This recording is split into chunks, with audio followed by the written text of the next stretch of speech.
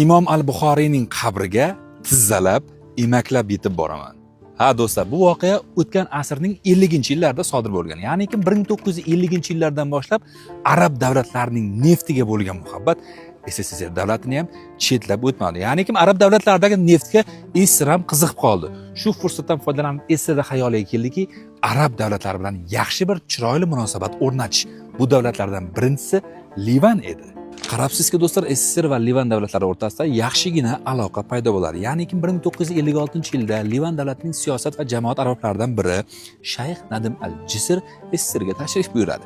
Lekin Kremlning rejasi shunday ediki, u insonni faqatgina Kiyev, Yalta, Sochi kabi shaharlarga olib borib, mehmon qilib, o'sha yerlarni ko'rsatish, aylantirish edi. Lekin u insonning asosiy maqsadi Imom al-Buxoriy mangu qo'nim topgan u insonning qabrlarini ziyorat qilish edi. U insonga aytishadiki, yuring sizni Kiyevga, Yaltaga, Sochiga olib boraylik. U inson aytadiki, menga Kiyev, Yalta, Sochis kerak emas. Menga Imom al-Buxoriyni qabrini ko'rsatinglar.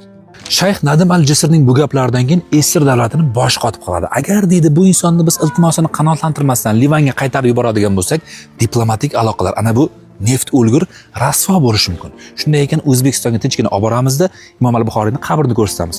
Toshkentga chiqishadi Isr davlati.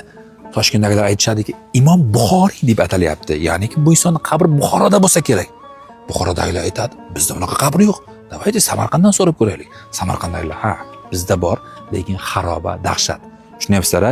Imom al-Buxoriyda insonni qabrini qayerda ekanligini bilmaslik bu o'sha davr uchun sharmandagarchilik. Xayriyatki, qabr qayerda ekanligi ma'lum bo'ldi. Samarqand shahridan taxminan 15-20 kilometr uzoqlikdagi Payariq tumanidagi Xartan qishlog'ida, aynan mana shu yerda. Lekin haqiqatdan ham xaroba, atroflar chakallakzor, qo'pol qilib aytganda musorxonadan battar joy bo'lgan. Tartibga olishga 1-2 kun yetmasdi. Lekin ular vaqtni cho'zish yo'lini o'ylab topishadi. Ya'ni o'sha Nadim al-Jisrni Moskvadan Toshkentga samolyotda emas, poyezdda olib kelishni maqsad qilishadi.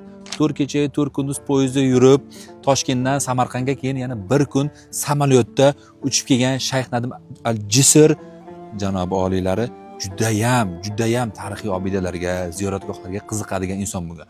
Shohizinda ziyoratgohida Hazrat Qusam ibn Abbos haqlariga Qur'on tilovat qiladi va kech botganda meni Imom al-Buxoriy qabrlariga qachon olib borasizlar deb delegatsiyadan so'rab qolishadi. Ular xayriyatki deyishadi, kech tushdi, qorong'i bo'ldi.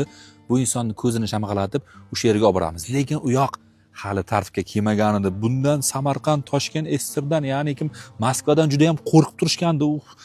Sharmanda bo'lamiz, parod bo'lib qo'yamiz deb. Manzilga yetib borishadi, ya'ni qabr joylashgan joyga. Mashinadan tushishi bilan Shayx Nadim al-Jisrning yuragida kuchli bir hayajon paydo bo'ladi. Qabrga qancha masofa qolganligini bilgach, yerga tizzalab oladi va yerni o'padi. Qabrgacha emaklab yetib boradi.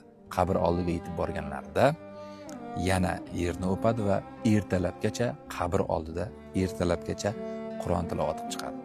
Tun degan narsa abadiy emas-ku do'stlar, tong baribir otadi.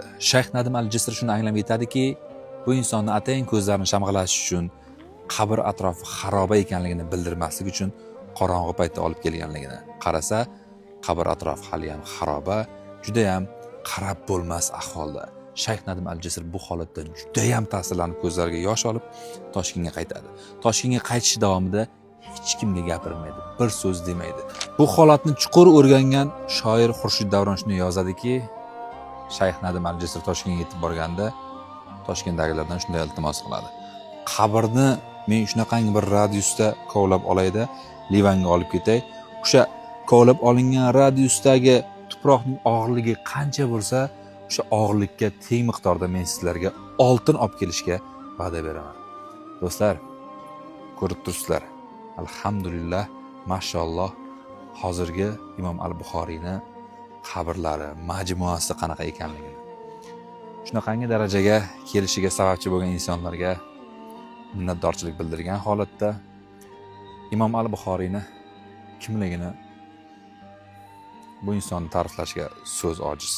Islom dinida Qur'oni Karimdan keyingi o'rinda turuvchi manba hadislar jigarlar. Ana shu hadis ilmining sultoni, bizgacha eng ishonchli sahih hadislar yetib kelishiga sababchi bo'lgan inson Imom al-Buxoriy. 600 mingdan ortiq hadisni yoddan bilgan. Al-Jami as-Sahih kitobining muallifi. Bu insonga bundan ham ortiq ta'rif berardim, lekin